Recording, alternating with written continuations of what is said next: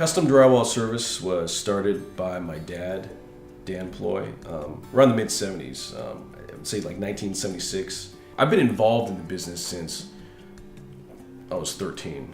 And I was always kind of running around the office since I was little. And I didn't really care to do anything with it, honestly. I mean, he always tried to kind of groom me to take over.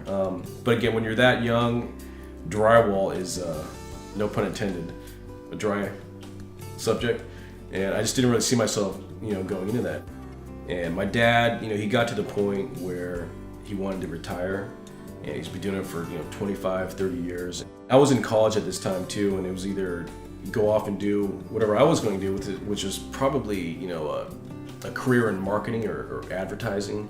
It was either that or closing down the business, which my dad was ready to do, but having such a great customer base and reputation in the local economy and in the city, I of course decided I better take this over and continue this sort of legacy that my dad previously put forth.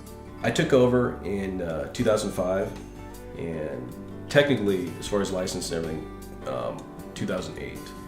I'm running the entire company mostly by myself, but my brother is my office manager. As far as the way our business is broken up, there's different aspects, like there's residential and commercial. Our main focus is on residential custom home drywall installation. I market my business as a family-owned business, definitely. I think it's very important. A lot of our customers, they want to know that they're getting that they're being handled by a family-owned business.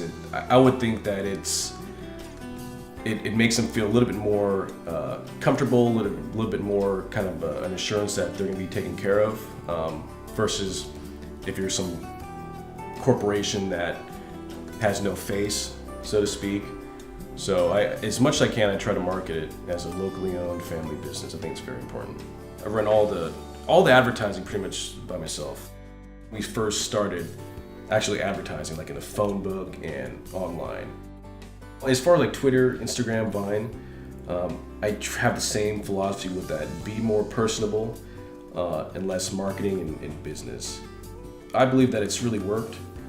I've been probably using those for roughly about a year or more, and it helps kind of connotate myself with drywall, for example. So anybody thinks of drywall, they think about me right away.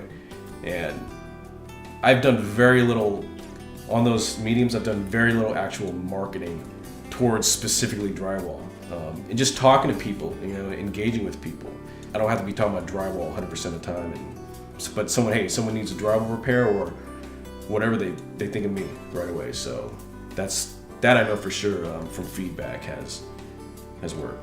As far as like with the online and Google, I try to claim all the kind of miscellaneous data mining type sites that that take the public information and just put it out. There's like dozens and dozens that'll do that. Take a good day and just claim all those, because it will help you be more relevant, and not just relevant, but have accurate information for your customers. And younger generation coming up, they're going to see that you're tapped into that. A lot of older family-owned businesses, a lot of them tend to kind of ignore marketing and ignore kind of like their place online. I say that's the worst thing you can do is neglect that. Do not underestimate the value of marketing. I hope someday to possibly pass it on to my future kids. Things are looking brighter, and I'm very optimistic for the future.